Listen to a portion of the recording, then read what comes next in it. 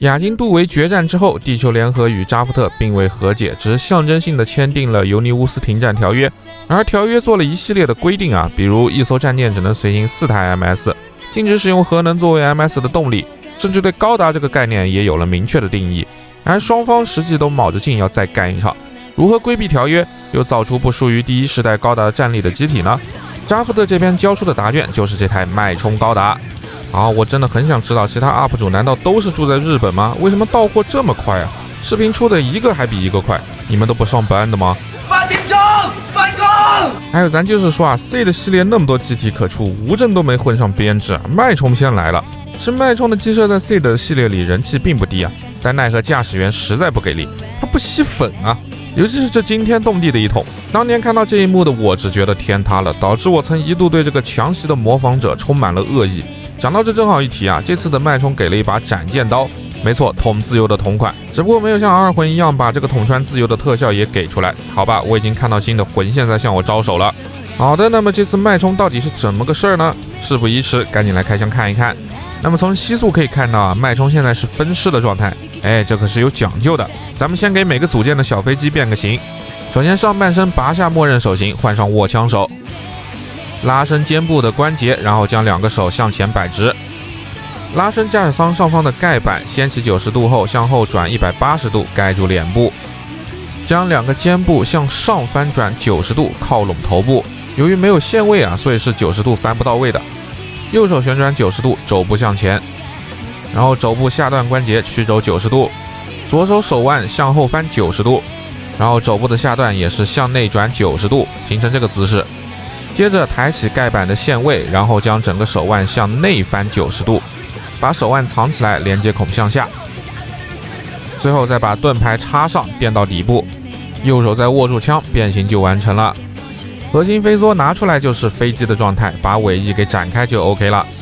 下半身需要把这个红色的部分给拉出来，然后扣到之前的连接关节处。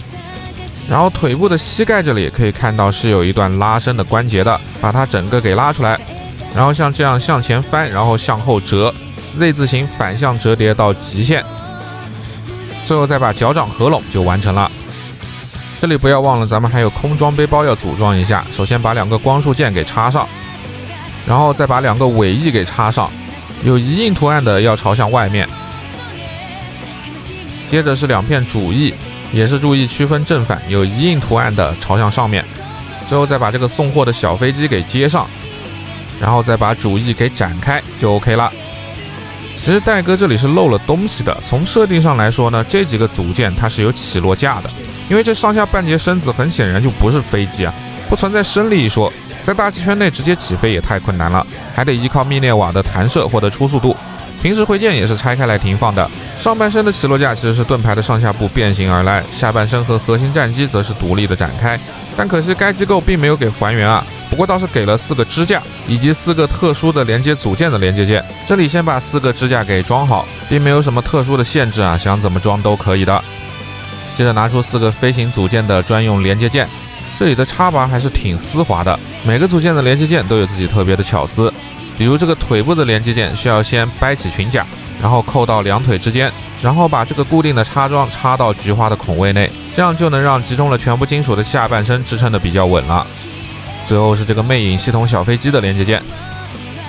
把4个组件都装上去展示的话，就能摆出这种4分5裂一起飞出去的感觉了。当然我觉得这样摆其实不是很好看如果你想摆一些还原剧中的 pose 其实是做不到的，因为支架虽然是能转动的，但是每个组件都是合金，太重了，很容易就把支架给掀飞了。而且这个支架是没有角度调整的，如果想摆那种一起飞的 pose 也是摆不了的。也不强求了，咱们还是从核心战机的这个设定说起这个东西其实在种命里面叫飞梭系统，设计的目的是为了完成模块化的换装，每个部分都有自己独立的动力系统，被打坏了就从战舰里弹射一个新的给换掉，而且新模块充满电后又能供整机使用，所以也相当于是电池包，变相增加了续航。而核心驾驶舱的这个小飞机也增加了驾驶员的生还率，且可以看到机头的火神炮和机翼上的小型6连装导弹模型这里也给了还原，进一步增加了逃生时的火力。这对于人这个资源非常捉襟见肘的扎夫特来说非常的宝贵。该分离机构继承自扎古飞梭，但战争开始时只做了2台实验型，已经来不及批量适配了。所以最后只有脉冲吃上了这个细糠。另外，飞梭的分离机构还有个好处，就是尤尼乌斯条约并没有规定变形的 MS 也是 MS。我这就是几台飞机啊，飞机可没有数量4的限制吧？甚至你不能把4台飞机当做高达，对吧？至于飞行背包呢，我们一会儿再看。现在我们先来合体。这台脉冲最让我欣慰的一点就是变形合体机构基本上还原了动画的设定，尤其是小飞机这里丢导弹，然后机头2次折叠，如果能把驾驶舱的方向更改也给还原就无敌了。毕竟设定中驾驶位会90度的翻转，之后再把机翼和尾翼折叠，变形就完成了。其他几个部位的变形合体就是之前的逆过程，整个流程是非常简单的，这里就不再赘述了。这里就跟着镜头一起简单的过一遍。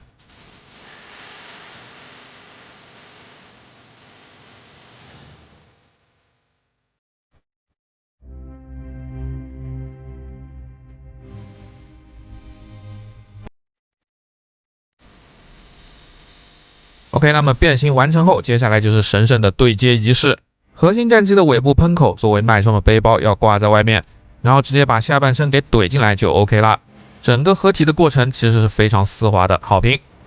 好的，裸麦完成，来拉个全身看一看。我们都知道 MB 会魔改啊，不过脉冲的魔改幅度其实不大。和原设定来对比一下，我感觉只有身材比例的一点点微调，细节方面好像没有特别明显的变化。要说特别大的变化，主要是肩胛推进器夸张化了一点，以及全身各处一点点裸露的金属细节。当然再配合上 MB 一贯的涂装，锐利的细节和这个手感，这次的脉冲也算是究极的脉冲了。镜头拉大来看一看脉冲各处的细节，大家觉得如何呢？ MB 一贯的感觉啊，魔改不多就没觉得有很惊艳。但这个脸我必须得说一下，这个正面看我以为是强袭重新戴了个头盔啊，为什么脸能跟天线出现这样的不协调感啊？阿戴，我怎么看怎么觉得这不像脉冲。脉冲作为第2世代 MS 的代表，由于条约限制了核动力的使用，扎夫特另辟蹊径开发了超刀和充能系统，打没电了回密涅瓦这样来一下，在几秒之内就能充满，妥妥的黑科技啊！这个充电一般是对准脑门的，动画中红色的这里是有细节的，但模型这里就是一块纯红。说到这里啊，戴哥还贴心的给了一个备用的替换件，但也是全红的。另外，脉冲本体相较强袭，机动性有质的飞跃，本体配备了多个喷口、背包、内外肩胛、裆部、膝盖还有脚底都有，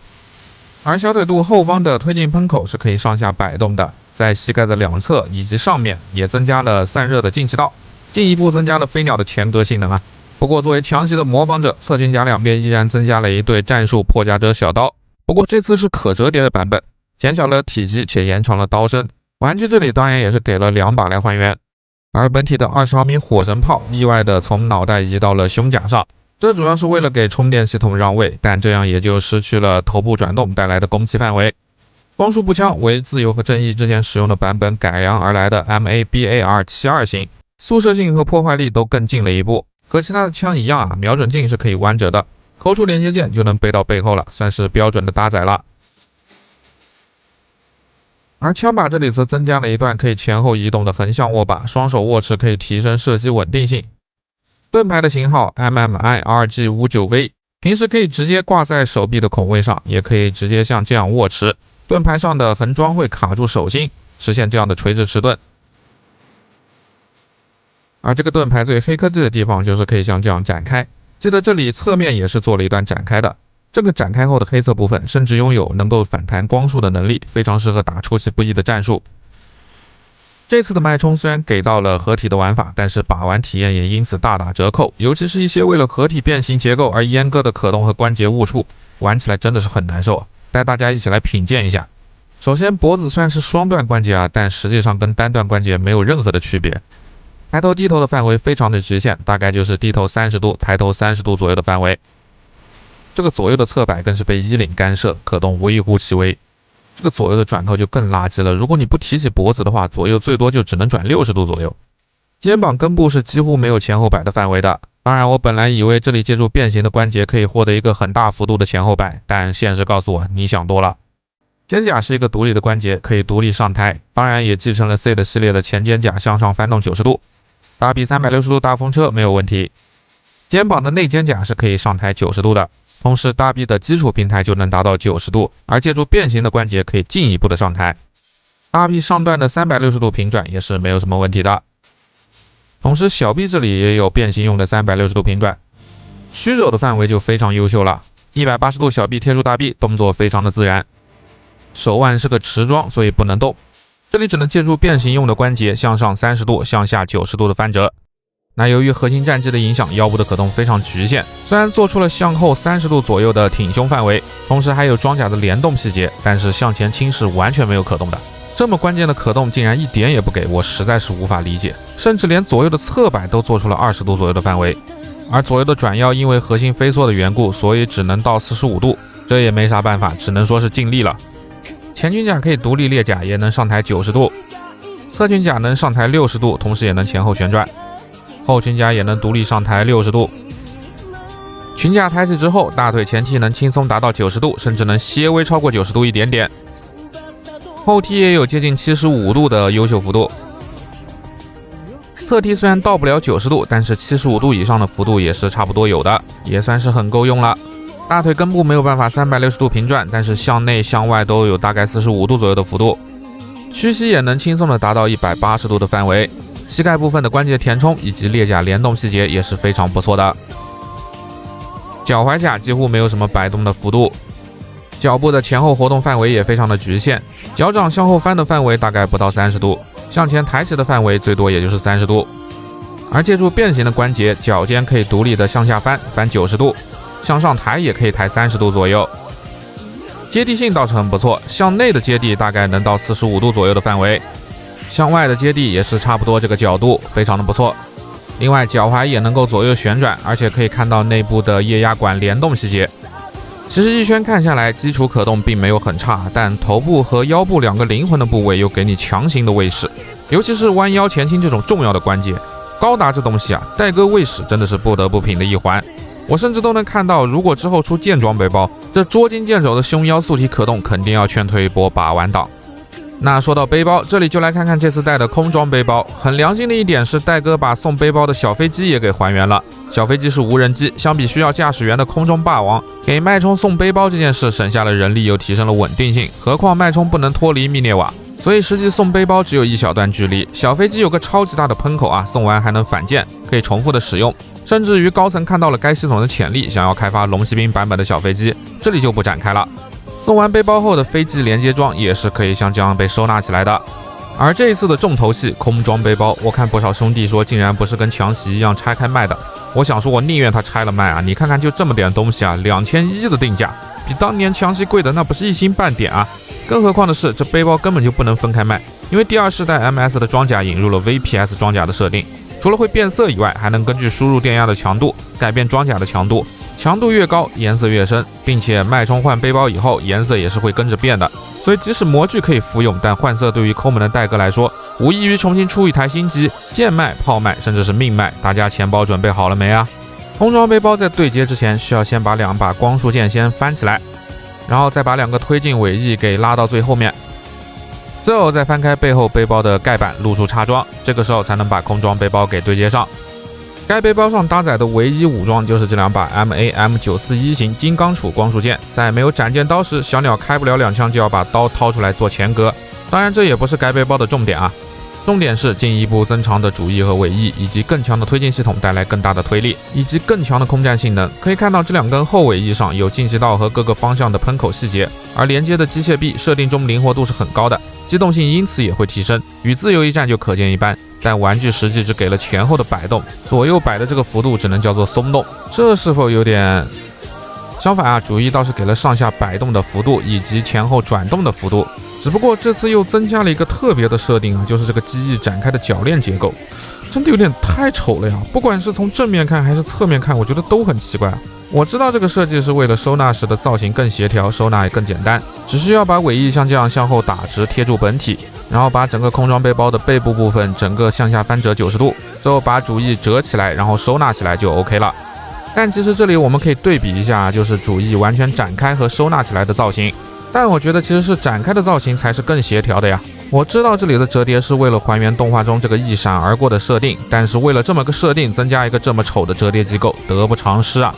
好了，那么空脉相关的基本内容就全部介绍完了。不过这次还有个很关键的东西没有介绍，那就是飞鸟最喜欢的这把前格大刀。果然没有这把刀，脉冲也好，命运也好，都是不完整的。型号 MMI-710短钢剑，正面可以生成光束，反面则是实体剑的剑刃。相比强袭的剑装斩剑刀，打击能力进一步的提升。因为空装其实没有地方收纳啊，但是玩具硬是做出了这个侧裙甲插装的展开机构。这时候不仅可以像这样把光束枪给挂上去，而且这边斩剑刀也是能挂上去的，这个造型有点幽默啊。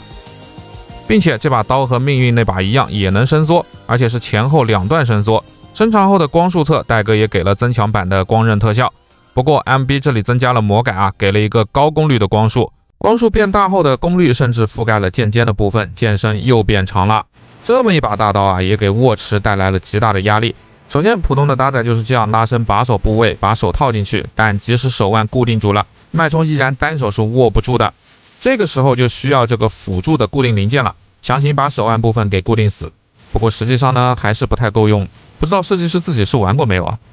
那讲到这里呢，最后再来看一眼手型，除了一对竖向的握持手和斜向的握持手外，只有一对握枪手和一对开掌手，以及变形时都没什么用的握拳手，可玩性并不高啊。OK， 那么以上就是这次 MB 空装脉冲的全部内容了。这么一大圈看下来，不知道大家什么感觉？要我说的话 ，MB 的 Zeta 和神高达都已经被打回原形，甚至破发了。以脉冲的人气和这次的素质，我认为2100多的定价实在是虚高。虽然是 MB 系列的第一次合体，但是和隔壁超合金魂还差得远呢。更不要说这次并不是买了本体等着换背包就好，其他颜色也要再来一遍，性价比真的是不高。全网看了一圈也是一片唱衰，我觉得真想要的兄弟啊，可以再等等。好的，每次视频都做那么细，真的是累煞我也啊！希望大家能给如此勤奋的 UP 主一些鼓励，给2个硬币可怜可怜我吧。好的，那么本期视频就到这里了，大家下期再见。